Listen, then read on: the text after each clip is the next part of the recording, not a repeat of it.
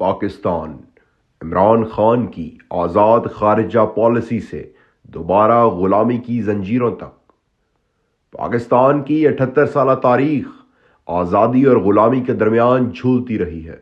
کبھی ہمیں خود مختاری کا جھوٹا خواب بیچا جاتا رہا تو کبھی ہم عالمی طاقتوں کی کٹ پتلی بن جاتے ہیں، مگر ان 78 سالوں میں صرف ایک حقیقی لیڈر عمران خان نے پاکستان کے لیے حقیقی معنوں میں آزاد خارجہ پالیسی کا نظریہ پیش کیا۔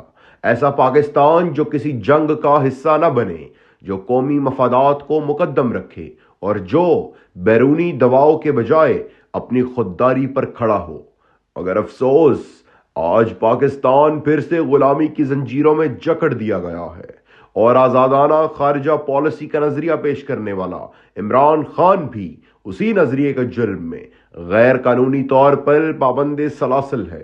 عمران خان کا جرم صرف ان کا کھلا اور واضح موقف تھا کہ پاکستان کو کسی عالمی طاقت کا تابع نہیں ہونا چاہیے۔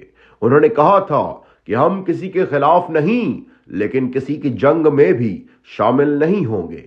انہوں نے افغانستان میں امریکی جنگ کا حصہ بننے پر تنقید کی اور کہا کہ پاکستان کو امریکہ کے مفادات کی بجائے اپنے مفادات پر توجہ دینی چاہیے۔ روس، چین، ترکی اور مسلم دنیا کے ساتھ تعلقات بہتر بنانے پر زور دیا تاکہ پاکستان صرف مغربی طاقتوں پر انحصار نہ کرے۔ انہوں نے یوکرین جنگ میں غیر جانبداری اپنائی، جس پر مغربی دنیا ناراض ہوئی، اور سب سے بڑا جرم یہ تھا کہ انہوں نے امریکہ کی غلامی سے انکار کیا اور روس سے سستا تیل لینے کا فیصلہ کیا۔ اصل ظلم تو یہ کہ ان جرائم کی سزا عمران خان کو کسی بیرونی طاقت نے نہیں بلکہ اپنے ملک کے فیصلہ سازوں نے سنا رکھی ہے۔ عمران خان کی اس سزا پر عمل کا آغاز سازش کے تحت عوامی حکومت کا خاتمہ کر کے کیا گیا۔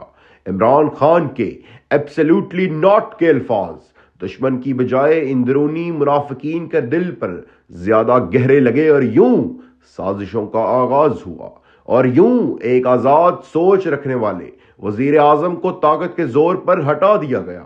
وزیر اعظم عمران خان نے اپنی برطرفی کے بعد بھی اپنا موقف نہیں بدلا۔ انہوں نے کہا کہ ہم غلام نہیں ہیں، ہم آزاد قوم ہیں۔ عمران خان کے جانے کے بعد اندرونی منافقین نے اپنے امپورٹڈ ایجنڈے پر تیزی سے عمل شروع کر دیا۔ پاکستان دوبارہ امریکہ کی مشرق وسطی اور افغانستان کی پالیسی کے تحت چلنے لگا۔ عالمی مالیاتی اداروں کی شرائط پر پاکستان نے عوام پر ٹیکسوں اور مہنگائی کا بوجھ ڈال دیا۔ بیرونی طاقتوں کو ملک کی سیاست میں مداخلت کی کھلی چھٹی دی گئی، جن خطرات سے عمران خان اور اس کا سپاہی مراد سے دگاہ کرتے رہے اور جس پر انہیں غداری کا لقب دیا گیا۔ آج وہ خطرات ہر طرف منڈلا رہے ہیں۔ ملک میں دہشت گردی پھر سے زور پکڑ رہی ہے۔ افغانستان سے حالات کشیدہ ہیں۔ اس سب کا نقصان قوم اٹھاتی ہے۔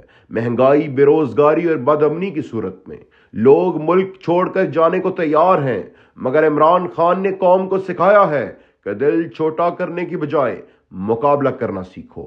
آواز اٹھاؤ، اپنی اور ہم وطنوں کی تقدیر اپنے ہاتھ میں لو۔